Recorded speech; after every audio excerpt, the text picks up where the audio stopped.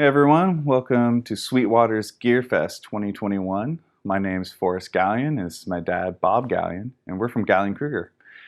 We wanted to take some time today to discuss the history of the brand. I've been with the company for about 8 years now, but my dad, who founded the company, has been doing this for over 50 years. So we're going to kind of go over how the company got started, what led to some of our most popular designs, and where we're headed in the future. So I'm going to hand it over to my dad to kind of give a brief history of how everything got started. Thank you for that introduction. It's very, very thoughtful.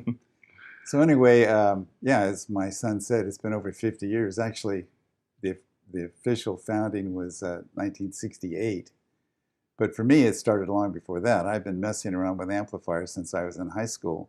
I was a musician. I gave music lessons at the local music store and played in it was a small rural town I grew up in, so we could actually play in bars when we were young.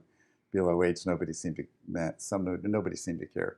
But anyway, I was always messing around with my amplifiers and trying to figure out how they worked and how to make them do things that they didn't already do. Anyway, I ended up going to college, Berkeley, studying engineering. And while I was there, I was still messing around with my amplifiers. I was still performing. I knew I'd never be a musician, though I really wasn't a very good musician. But I was pretty good with electronics. So after Berkeley, I went to Stanford and simultaneously went to work at Hewlett-Packard in the microwave division. And I learned a lot about electronics while I was doing that kind of work. At any rate, I was still messing around with amplifiers in my garage. And I ended up making a 200-watt amplifier, which was pretty much unheard of in those days. A big amp in those days would have been 50 or 100 watts.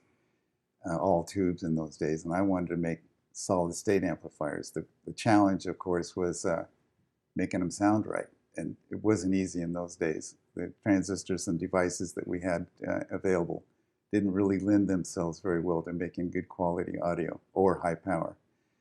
But anyway, I did that, and I took the first amplifier that I built in my garage down to the music store across the street from Stanford called Draper's Music, and asked him if he wanted to buy it. That was kind of a stupid question because he's not going to buy an amplifier from some kid. But he said, "I'll take it on. I'll take it on consignment." I didn't know what that meant exactly, but that sounded okay to me. And he put it on the floor in his store, and the very next day, Carlos Santana walked in and bought it. And he ended up doing his first album with it. He took it to Woodstock, and all of a sudden, I started getting orders. I'm trying to build these things in my garage. I think I built 25 of them in the first year. And then, decided I had to leave HP and, really struck out high-risk proposition making these things. But it was a good time. It was a great time, actually, to be alive if you're in the music business. The 60s were really fun. And it evolved into what it is today, which is a company that makes a lot more than 25 amps a year. A big reason we've been revamping our product lines is to streamline production, bring more processes in-house to our factory in Stockton, California, and just create a better, longer-lasting product for the gigging musician, which is always who we're thinking about in designing all of our products. So what was going on with the older product line, it was all used a technology called through-hole technology for the circuit boards. That's the component of those little wire leads, and they go through holes in the board. Those parts, because of the way technology has been changing, those parts are getting harder to find, that kind of part, and the reliability of those parts is decreasing because people are forgetting how to make them. What every technology's gone to today is called surface mount, where there's no leads on the parts. They just surface mount right to the top surface of the circuit board. So we're having more and more trouble either acquiring or getting good parts for through-hole. So we invested in a surface mount line, a Panasonic surface mount line, And I redesigned all of our products to use surface mount technology. And at the same time, we made every improvement I could think of to make the products better and more reliable. And that is what resulted in the Legacy and the Fusion line of products. And then, of course, we expanded that into the new combos. The result is a much better, more reliable, and easier to produce product with parts that are high quality. And we source all the parts in the United States now instead of looking all over the world.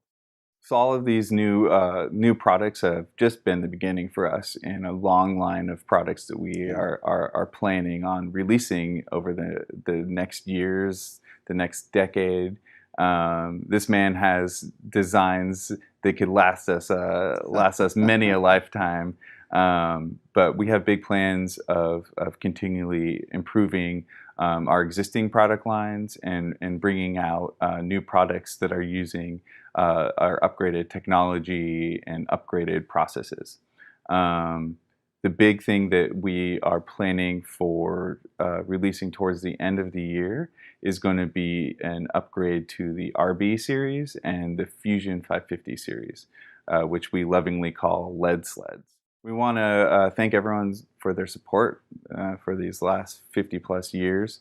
We're really excited about the future. We're really excited about the future of our industry, of where bass amplification can go.